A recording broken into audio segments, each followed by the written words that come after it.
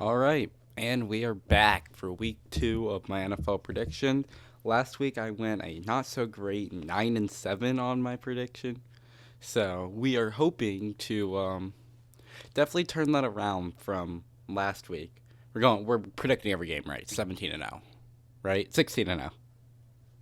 Um, first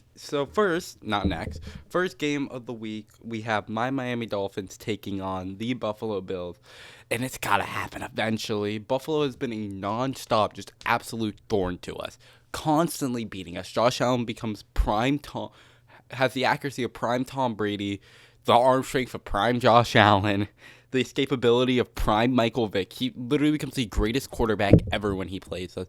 And I finally think that this year, at home, under the lights, with their rough defense, Josh Allen's going to play great. But the defense did not look great last week. They're going to not have their best corner in. I'm going to take Miami. Might be their very biased pick, but, can't ever doubt my team to lose. If they come back and they lose, I wouldn't be surprised, though.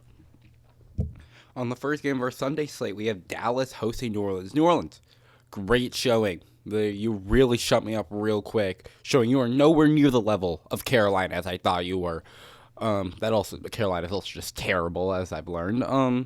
In Dallas, you also look great. These are two teams that proved me wrong in a sense. I did pick the Saints to win, but I thought it'd be a lot closer. And I did not pick Dallas to win.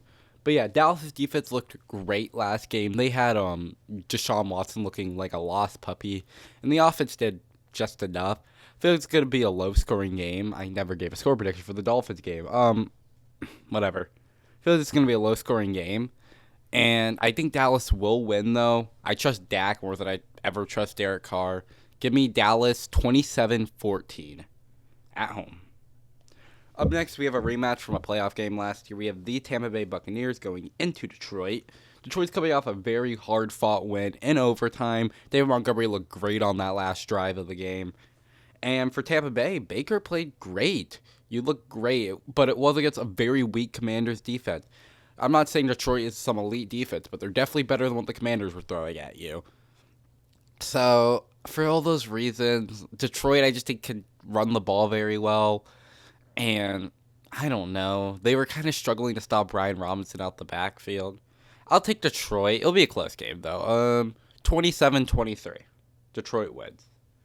Next, we have Indianapolis going into Green Bay. This would have been such a good game. But Jordan Love's out, so it looks like Malik Willis taking the helm unless they sign Ryan Tannehill, which they do plan on meeting of him. They might have already. So, yeah. And the Colts looked pretty good last week, actually, considering it was Richardson's first full game back. Yeah, he was launching that. He was pretty inconsistent though, but I'm still taking Indianapolis. Yeah, I mean it's whatever. Indianapolis wins 27-7. I just don't trust Malik Willis.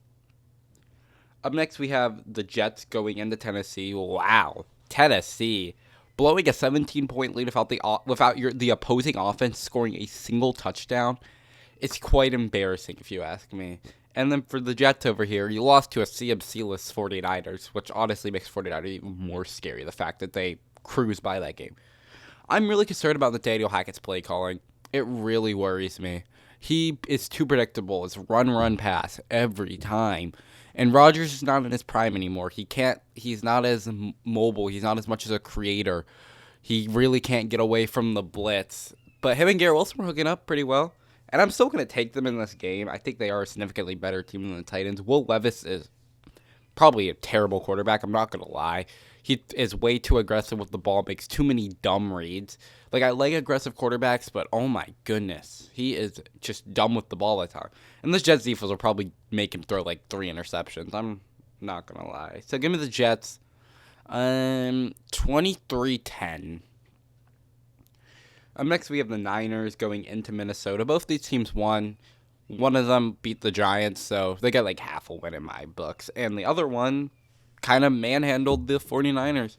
And this is, I guess you could say, a Sam Darnold revenge game. He was, if you didn't know, he was actually in San Fran last year. And I don't think he's going to get any revenge. His defense is not nearly as bad as the Giants' defense. I think they're going to force him to make some mistakes that Sam Darnold will make. So, yeah, give me San Francisco. They're going to score a lot of points. 30 to 15. Yeah, 30 to 15. They're going to double their score. Up next, we have Seattle going into New England. Great win, New England. Great win. You did a great job. You dominated in time of possession. You were able to run the ball very, very well. Seattle had a pretty weak run defense last year. In terms of the last game, it was all right. I mean, all they had to do was really defend the check down. It became very easy to just load the boxes. They were not getting beat deep by the Broncos. And it was a really nice win by New England last week. And Seattle won. They had a decent win. Nothing. A win's a win. I think that's the best way to put it. And I am going to take them to beat New England. I know New England's kind of riding that high right now. Maybe I should pick the upset, but I don't know. I feel like Seattle's they have a much better team, much more well-rounded team. I still like Mike McDonald over Jared Mayo. So, yeah, give me the Seahawks. I'll keep it close. 24-20, Seattle win. Up next, we have the worst game of the week. We have the Commanders taking on the Giants. These are two of the worst teams in the league. Commanders' defense is so bad. Baker did whatever he wanted to them. And in terms of the Giants, their offense is terrible. And neither one of these, and on the other side, the Giants' defense is still below average, and the Commanders' offense is still below average. So I don't know what to do about this game. This game is going to be miserable. And if anyone pays to go see this game, they should be instantly refunded. They should be getting paid to go to this game. But I'm going to take Commanders. Sloppy W. 13-12. Commanders win. Up next, we have the Chargers going into Carolina. I don't think I'm going to pick Carolina to win a game this year. Spoiler alert. If it couldn't be any more of a disaster, when I'm recording this on Tuesday, Derek Brown, like an hour ago, got announced. He's out for the year. That is their best defensive player, and even with him, they were getting torched. This is going to be a game where Justin Herbert's going to have like 3 touchdowns. And in terms of the offense, oh my goodness. I was a Bryce Young believer. He does not look like an NFL quarterback. His flaws were so apparent. And I didn't say it's a better defense than the Chargers, but the Chargers, man. If Jim Harbaugh, I know he wants to establish a run game. If he doesn't let Justin Herbert sling it to remind people how good Justin Herbert is, I'm gonna be pretty mad. Give me the Chargers. 34-6. Yeah, that's a little favor I have for the Panthers. I have the Chargers dropping 30 on them effortlessly too. Next we have Jacksonville hosting Cleveland. Man, Jacksonville, you blew it last week. I watched that game. Of course, I'm a Dolphins fan. I was happy you all blew it, but man, you all blew it. Doug Peterson is looking very, very sketchy as a head coach, to say the least. They kind of just spiraled out of control. It's something you would see at the college level or high school level. One thing goes terribly wrong and you just can't bounce back from it. Travis Etienne fumble. I mean, if that doesn't happen, you all are winning.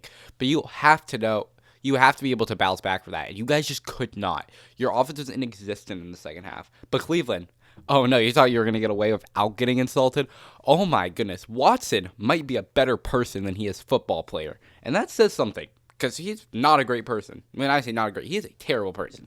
He is also a terrible football player. That man cannot handle pressure to save his life. And you know who's going to be rushing him? He already has to deal with Parsons, DeMarcus Lawrence, Josh Allen, and Trayvon Walker.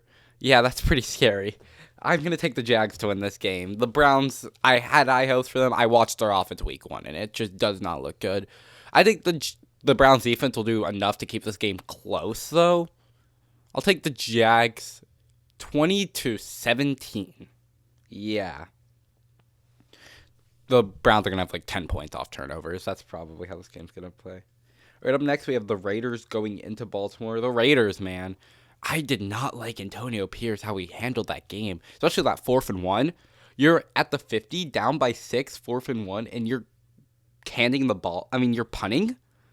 Like, why are you punting? And then, of course, your defense got torched by J.K. Dobbins. Now, imagine what's going to happen when Derrick Henry and Lamar come to town. Yeah.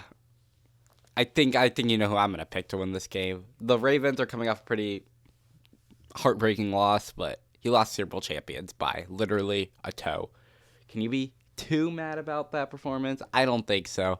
Give me the Ravens. By how much, though? 28-7. Yeah. Oh, yeah, and I got to mention, the Raiders' offense looked terrible. Up next, we have the Rams going into the Cardinals Stadium. And this is an upset, right? I'm going to assume it's an upset. Upset alert. I'm picking Arizona to win this game. They were toe-to-toe with Buffalo in a game where Marv was absent. One catch for Marvin Harrison and a missed wide open. Could have been go-ahead touchdown. But, to each their own. For the Rams here, they are a good team. This is not any knock on the Rams. I really like Arizona's offense, though. I liked what I saw out of Kyler. The defense was not as bad as I thought. They were at least holding up at times. It was Josh Allen. I feel like it's going to be a lot easier to stop the Rams offense without Puka. And, yeah, Puka's going to be out this game for the next couple of weeks, actually. Puka's going to be out. Cup's going to be hard to guard, though. It's going to be a high-scoring game. Probably game of the week. Arizona wins 30-28. Upset alert. All right, next on the schedule, we have Steelers going into Denver. Denver can't throw a pass 5 yards past the line of scrimmage, I'm going to be honest. And that's not going to fly against Pittsburgh. Pittsburgh has a very strong defense. And I don't think the Pittsburgh offense is any good. But they're going to do enough to win this game. They'll be better than Denver's offense. So give me Pittsburgh in a 20-10 win. Yeah. All right, up next we have the Chiefs taking on the Cincinnati Bengals. Bengals looked awful last week.